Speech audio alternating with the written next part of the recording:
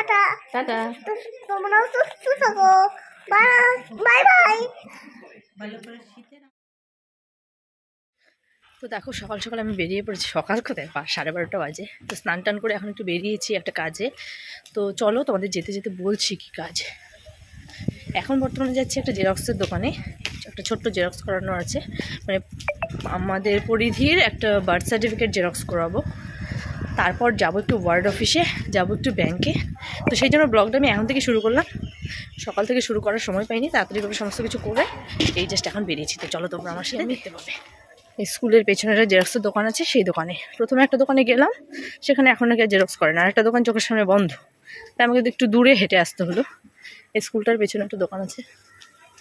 তো চলো প্রথমে সেই দোকানে গিয়ে আগে জেরক্সটা করাই, তারপর ওয়ার্ড অফিস খোলা পাই কিনা।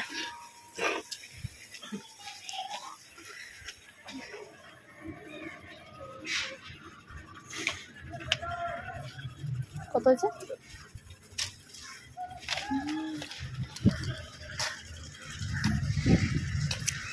2 টাকা দিয়ে আমার জেরক্স হয়ে গেল। ওয়ার্ড অফিস তো খোলা পাবো না, সকালে নাকি 9টা থেকে 10টা এরকম 1 ঘন্টা মতন খোলা থাকে, আবার সন্ধ্যাবেলা একবার খুলবে, তো আমাকে সন্ধ্যাবেলাটাই দেখতে হবে। এটা হচ্ছে সতীমার বাড়ির হিমসাগর। তারপর এই দোলের সময় এখানটায় যখন মেলা হবে হিমসাগরে, তখন কত যে ভিড় হবে এই পুরো এরিয়াটা বলার মতো না।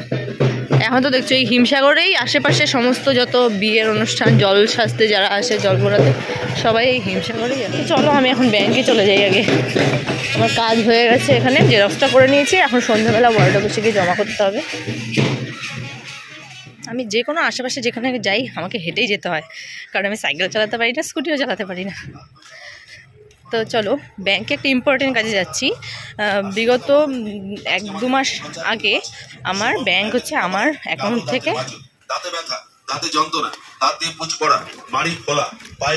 ব্যাংক থেকে আমার প্রায় কিছু টাকা কেটেছিল। এবার টাকাটা কী জন্য কেটেছিল আমি জানি না, সেটাই আমি আর কি ব্যাংকে জিজ্ঞেস করবো যে কী জন্য আমার টাকাটা কাটা হয়েছে ব্যাংকে।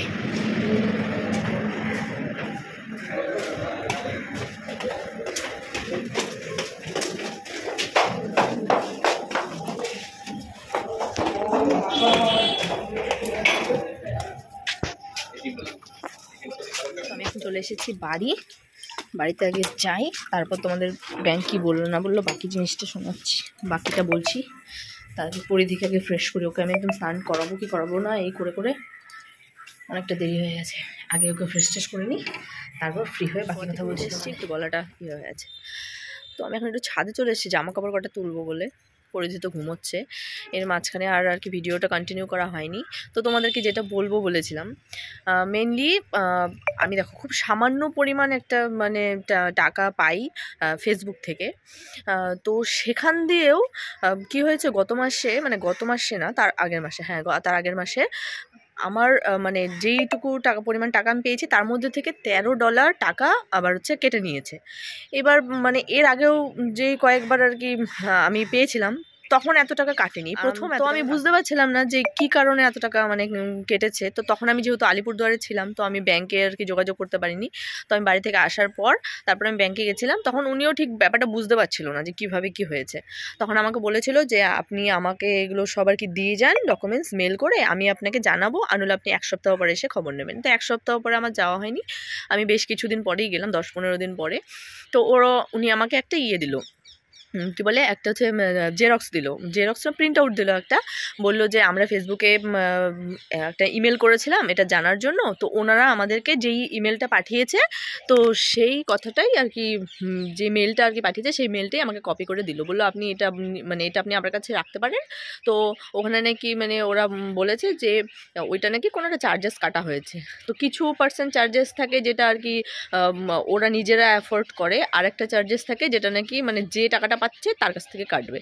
এবার আমি বুঝতে পারলাম না ক্লিয়ারলি যে কিসের চার্জ বা কিছু, কারণ এর আগে যেহেতু কাটেনি প্রথমবার কেটেছে। এবার যাই হোক ওনারা যেহেতু বললো তার মানে সেটাই হবে। তো আমি তো চলে এলাম, তো আমাকে বলেছে একটা জায়গায় একটু মার্ক করে দিয়েছে, কিছু একটা লেখা আছে ওখানে চার্জেস দিয়ে, একটা শর্ট ফর্মে কিছু লেখা আছে SH এরকম টাইপের কিছু একটা লেখা আছে। তো আমাকে বলেছে যে আপনি ফোনে এটা সার্চ করে দেখবেন, এটার বিষয়ে আর কি আপনি জানতে পারবেন যে কিসের চার্জ বা কী ব্যাপার। তো যাই হোক আমি এখনও সেটা চেক করে দেখিনি, আমি এখন নিশ্চয়ই আস্তে আস্তে সেটা চেক করে দেখবো। আর তোমরা যদি এই বিষয়ে কিছু জেনে থাকো আমাকে অবশ্যই জানিও। তো আমি এটা জানি না, আমি অনেক কিছুই জানি না মানে ফেসবুকের ব্যাপারে। ভিডিও ভালো লাগে করি ঠিকই, কিন্তু ডিটেলসে অনেক কিছুই আছে আমি যেগুলো জানি না। আর আমার পরিচিত সেরকম কেউ নেই, বা সোশ্যাল মিডিয়াতে কাজ করে এরকম কোনো লোকের সাথেও আমার বিশেষ পরিচয় নেই যে আমি কারো থেকে শুনবো পার্সোনালি। তো সেই জন্য আমি জানতেও পারি না। তো এটি হচ্ছে ব্যাপার, মানে মেনলি আমার একটা ছোট্ট অ্যামাউন্ট টাকার, তার মধ্যে থেকেও $13 আমার কাটা হয়েছে কোনো একটা চার্জের জন্য। এবার আমি জানি না আদৌ সেটা কী জন্য কাটে। তোমাদের যদি এরকম কোনো চার্জেস কাটে বা তোমরা যদি জানো এই বিষয়টা, তাহলে আমাকে অবশ্যই তোমরা জানিও কমেন্ট করে। তো এইটাই ছিল মেন ফান্ডা।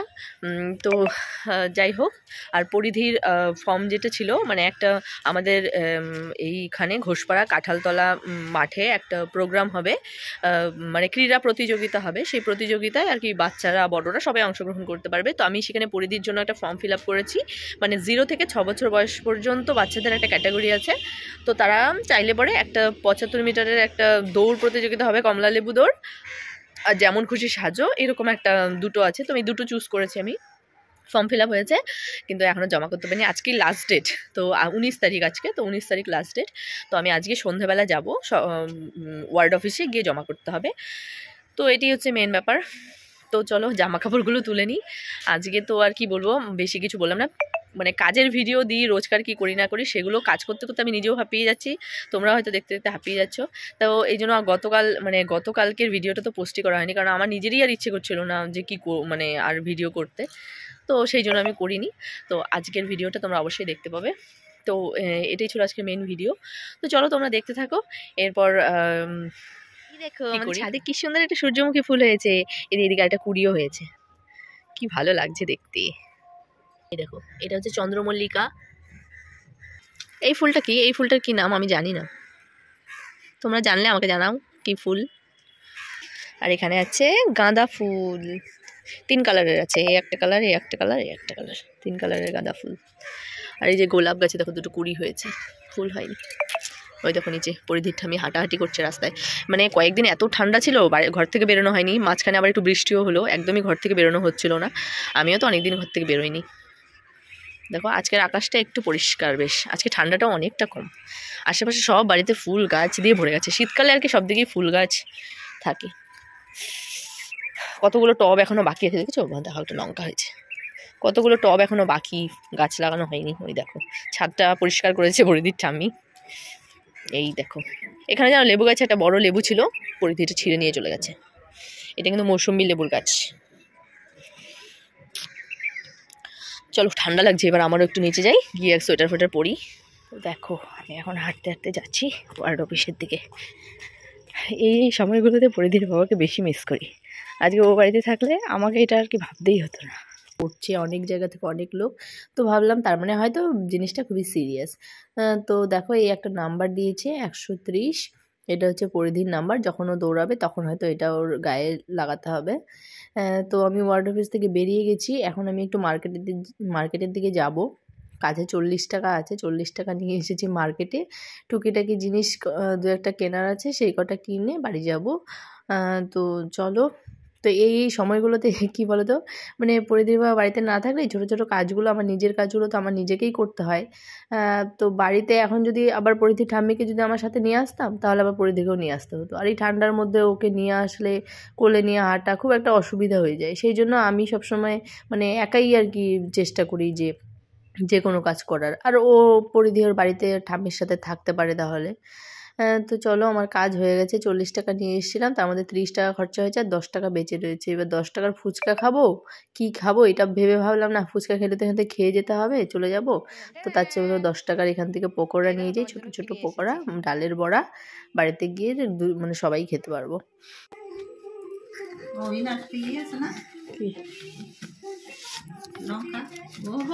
এই দেখো 130 দৌড়াবে তো। আমি তো প্রথমে ব্যাপারটা ভাবছি এমনি নর্মাল বোধ হয়, কিন্তু অতটাও নর্মাল না, খুবই সিরিয়াস। দেখছি যে অনেক জায়গা থেকেই আর কি লোকজন আর কি জমা টমা দিচ্ছে। তো আমার চোখের সামনে এই শিশু কবিভাগে 2টো বাচ্চা ছেলে দিল, ওরা তো মনে হয় পুরো স্পিডি আর কি 5-6 বছর হবে, হয়তো 6 বছর। হ্যাঁ 6 বছর পর্যন্ত না। তো ওরা তো ওদের সঙ্গে পারবে না ঠিকই, হ্যাঁ মানে মজাটা তো পাবে। হ্যাঁ মজা পাবে তো? চলো কোথায়? কমলা দৌড়তে যাবে না দৌড়াবে তো? হ্যাঁ। হ্যাঁ কিভাবে দৌড়াবে? কমলা নিয়ে তারপর দৌড়াবে তো? আর যেমন খুশি সাজুটা বললো কি ওইটা একদম খেলার সব শেষে হবে তো, ওটা দেরি করে, মানে সকালে ওকে এমনি প্রথমে নিয়ে যাবো, কমলা দৌড়টা হয়ে গেলে বাড়ি চলে আসবো, তারপরে মানে তখন তো বুঝে যাবো কেমন টাইমে হবে, তো সেই অনুযায়ী পরে আবার যাবো। একটা না থাকে। হবে না? যাবো না। কোথায়? কমলা দৌড়, অরেঞ্জ দৌড় হবে, আমি তোমাকে নেবো না। অরেঞ্জ রান হবে। আরেকটা জিনিস এনেছি, চলো। এইটা কি? ভাবলাম যে 10 টাকার ফুচকা খাবো, পেটটা খালি খালি। সকাল 9টার থেকে বললো না, 9টা থেকে তো বললো, 9টার থেকে কি আগে বাচ্চা যাবে? নিজে খাবে না, শুধু আমাদের দেবে। তুমি একটা খাবে না? এগুলো ভালো না খেতে, নেই ঝাল ঝাল। তো আমরা বড়াগুলো খেয়ে নিই, তোমরা সবাই ভালো থেকো। সুস্থ থেকো। হ্যাঁ টাটা। না কি বলো, সবাই ভালো থেকো বলো, সুস্থ থেকো। আরেকবার ভালো করে বলো। সুস্থ থেকো। না ভালো থেকো বলো আগে, টাটা। সবাই ভালো থেকো বলো। টাটা।